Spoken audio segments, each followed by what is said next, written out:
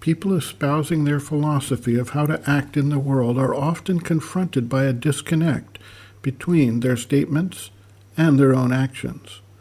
They frequently tell children, for instance, "Do as I say, not as I do."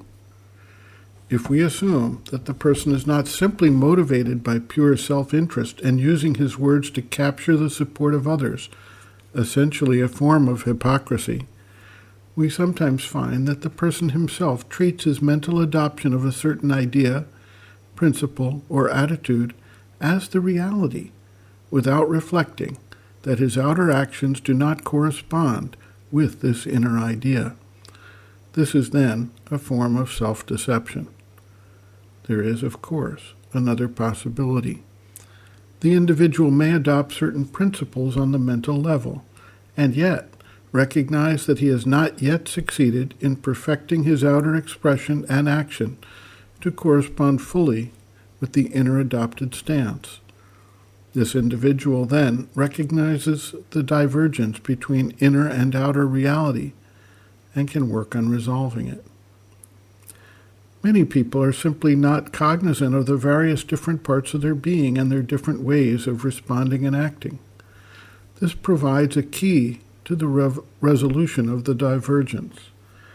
The vital being, for instance, may have a desire or motive that does not completely coincide with the spiritual seeker's aspiration, consecration, or dedication.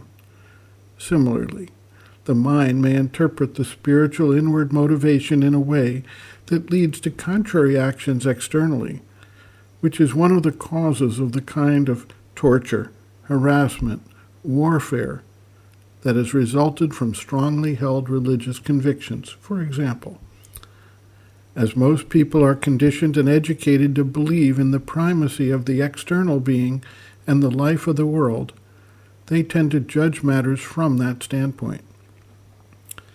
In the Bhagavad Gita, Arjuna asks how to identify the liberated man. He asks, how does he walk, how does he speak, etc. Sri Krishna makes it clear that these outward signs are not the true indication of such an individual. The real identifying characteristic is the inner attitude that underlies the activity, not the form of the activity itself. For the spiritual seeker, however, Sri Aurobindo recommends starting from the inner standpoint and systematically working to bring the external being into alignment with the inner view, values, and direction. Sri Aurobindo observes, quote, "Not only in your inward concentration, but in your outward acts and movements, you must take the right attitude. You must learn to act always from within, from your inner being. The outer should be a mere instrument and should not be allowed at all to compel or dictate your speech, thought, or action. All should be done quietly from within, working, speaking, reading, writing, as part of the real consciousness, not with the dispersed and unquiet movement of the ordinary consciousness. It is the spirit and the consciousness from which it is done that makes an action yogic. It is not the action itself." End quote. Reference, Sri Aurobindo and the Mother, Looking from Within, Chapter 3, Action and Work, page 57.